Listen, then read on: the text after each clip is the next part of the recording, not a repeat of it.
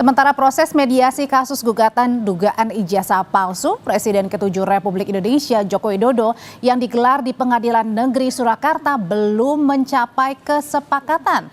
Pihak Jokowi menolak tuntutan penggugat yang meminta Jokowi mempublikasikan ijazahnya. Hari pertama mediasi berlangsung membahas resume dari penggugat. Salah satu tuntutan penggugat adalah meminta Jokowi menunjukkan ijazahnya ke publik. Penggugat menilai masyarakat berhak mengetahui apa pendidikan Jokowi sekaligus membuktikan keaslian ijazah Jokowi. Sementara kuasa hukum Jokowi menolak tuntutan penggugat. Pihak Jokowi menilai penggugat tidak punya hak atau legal standing memaksa Jokowi menunjukkan ijazah aslinya. Proses mediasi akan dilanjutkan pada Rabu pekan depan. Rencananya pihak mediator akan menemui pihak penggugat maupun tergugat secara terpisah untuk mengupayakan penyelesaian ini.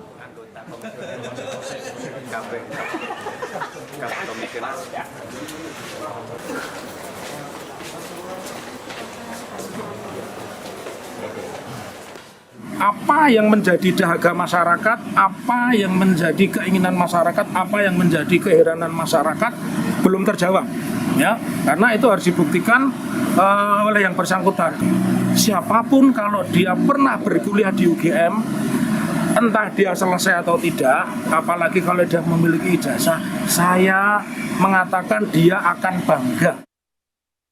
Secara tegas menolak untuk memenuhi atas tuntutan tersebut, ya, dengan alasan bahwa penggugat ini tidak memiliki legal standing, tidak memiliki untuk mengajukan tuntutan hak terkait dengan adanya persoalan yang saat ini disengketakan. Yang pertama. Kemudian yang kedua, ya, perlu kami sampaikan bahwa setiap orang itu berhak atas perlindungan diri pribadi, keluarga, kehormatan, martabat dan harta benda yang di bawah kekuasaannya, serta berhak atas rasa aman dan perlindungan dari ancaman ketakutan untuk berbuat atau tidak berbuat sesuatu yang merupakan hak asasi. Mediator gugatan dugaan ijazah palsu Presiden ke-7 Republik Indonesia Joko Widodo, Adi Sulistiono, meminta Jokowi bisa hadir dalam mediasi selanjutnya. Jokowi bisa tidak hadir jika memenuhi syarat seperti tinggal di luar negeri atau sakit keras atau sedang menjalankan tugas tertentu. Tapi apabila tetap tidak bisa datang secara langsung, Jokowi bisa hadir secara daring.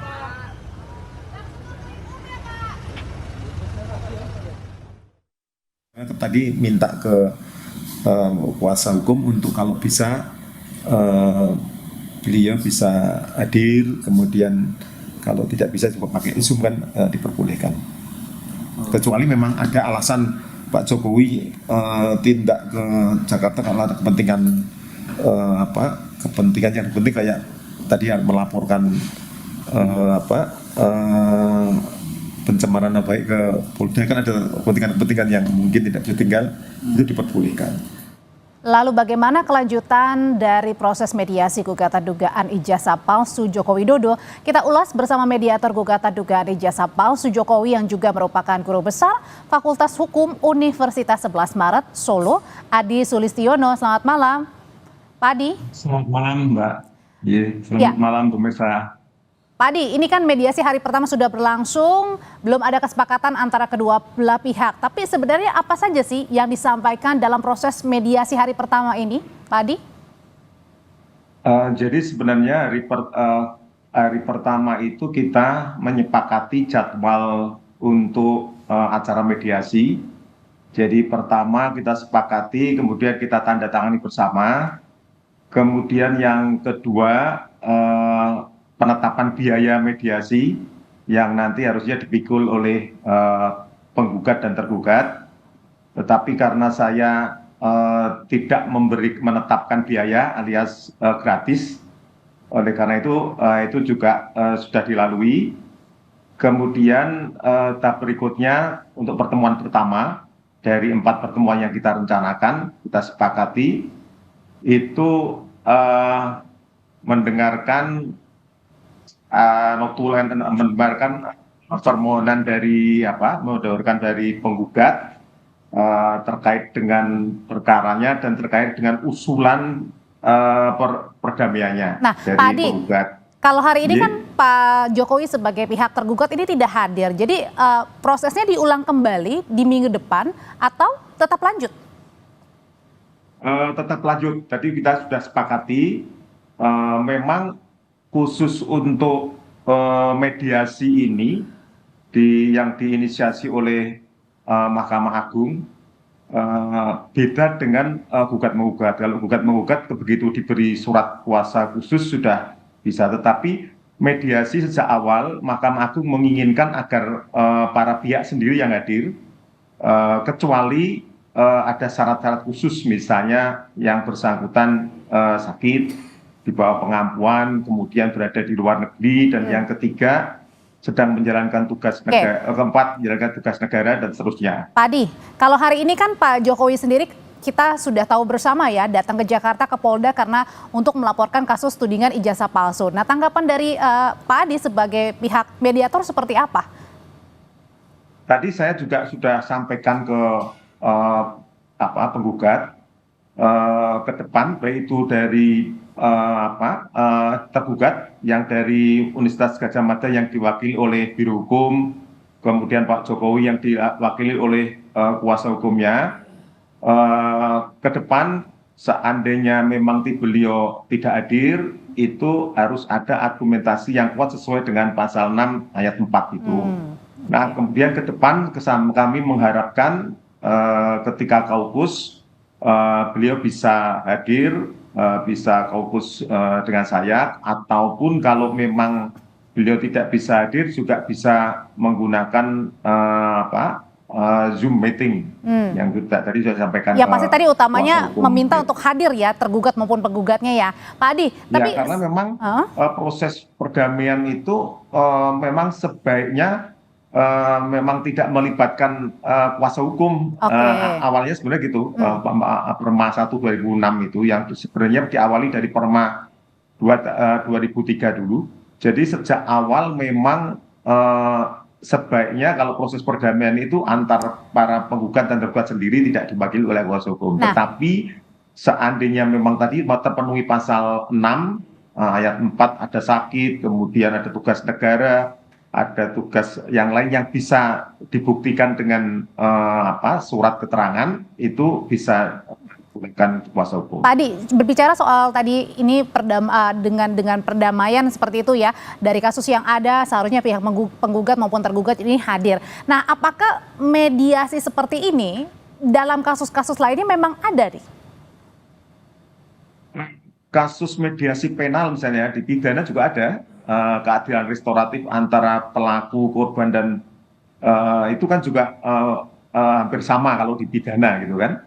Jadi kalau di perdata yang lain kami juga biasanya tanpa kuasa hukum biasanya. Misalnya ketika saya menjadi mediator di LAPSSJK, menyelesaikan sengketa antara asuransi dengan nasabah, itu mereka masing-masing tidak didampingi oleh kuasa hukumnya. Dan alhamdulillah biasanya berjalan lancar. Pak Adi, kalau dalam kasus ini kan pihak penggugat meminta untuk pihak tergugat Pak Jokowi ini untuk menunjukkan ijazah ya Pak ya. Tapi kemudian dari pihak kuasa hukum Pak Jokowi menyatakan bahwa tidak ada legal standing untuk menunjukkan ijazah asli. Nah, ini gimana kalau gitu untuk mencapai kesepakatannya? Dan apakah dengan kesepakatan itu keduanya harus bertemu bersama?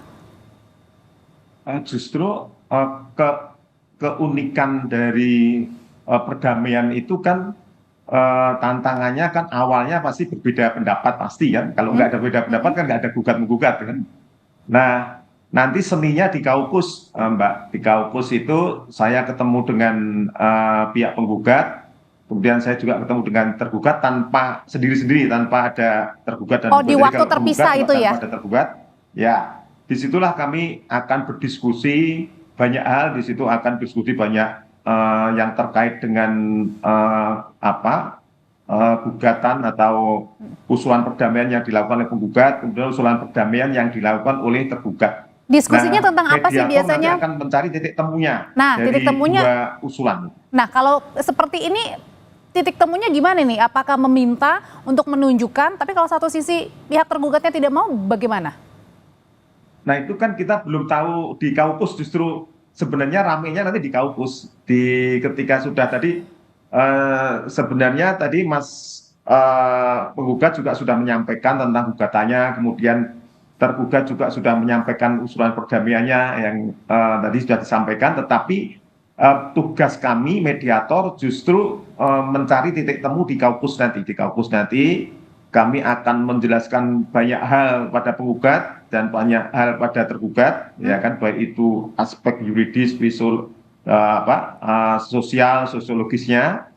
Nah, kemudian baru nanti berikutnya masing-masing setelah kita ada brainstorming dengan mereka, kemudian mereka mengajukan kesepakatan baru yang intinya mendekati satu sama lain. Kalau tidak Sehingga mencapai nanti kesepakatan, Pak Adi? Gimana, Mbak? Kalau misalnya tidak mencapai kesepakatan? Makanya yang namanya mediasi sejak awal itu di Perma itu disebutkan bahwa kunci dari mediasi itu itikat baik. Kalau sejak awal para pihak ingin take all menang-menangan gitu kan, tidak punya itikat baik untuk kesepakatan win-win solution, ya akhirnya gagal. Jadi kesepakatan itu bisa butuh kesepakatan yang diusulkan penggugat atau sebagian yang diusulkan penggugat rekonstruksi kembali berdasarkan usulan perdamaian dari tergugat, kemudian mediator membuat kesepakatan, memodifikasi kesepakatan itu untuk disepakati bersama. Tetapi kalau kami membuat kesepakatan, membuat satu usulan proposal kesepakatan perdamaian tidak disetujui oleh salah satu pihak aja, berarti perdamaian itu gagal dan masuk ke pokok perkara gugat-gugat di pengadilan lagi, kembali ke majelis hakim. Oke, Pak Adi, biasanya untuk tadi fasilitas untuk pertemuan, kemudian maunya apa dari masing-masing, ini biasanya dilakukan di mana? Apakah terbuka, bisa diliput atau diketahui publik?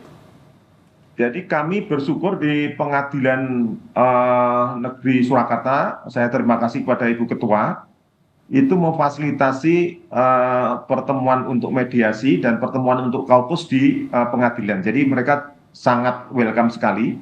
Kami sangat terbantu dengan respon yang baik dari Ibu Ketua pengadilan.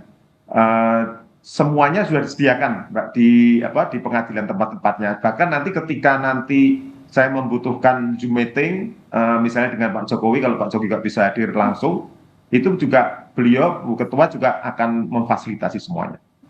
Dan itu. Jadi memang begini, Mbak, memang sebenarnya mediasi ini salah satu bentuk reformasi pengadilan di Indonesia, gagasan dari Mahkamah Agung yang kita harus dukung, karena salah satu kemudian berinvestasi gagal kita di ranking 73 adalah karena sistem peradilan kita yang lama. Dengan model perdamaian, kalau perdamaian itu berhasil, ease of doing business kita, kemudian berinvestasi kita bisa naik. Karena sekarang investor masuk ke Indonesia, ke negara yang lain itu yang diinginkan adalah ada nggak mekanisme licensing kita yang efektif dan efisien. Namun sayangnya, Mbak, di Indonesia itu perdamaian itu hanya baru di bawah 10% yang berhasil. Beda dengan Jepang yang justru 99% perdamaian. Terima kasih untuk pandangannya sebagai mediator juga, Guru Besar Fakultas Hukum Universitas 11 Maret Solo, Adi Sulistiono. Selamat malam, Pak Adi. Terima kasih.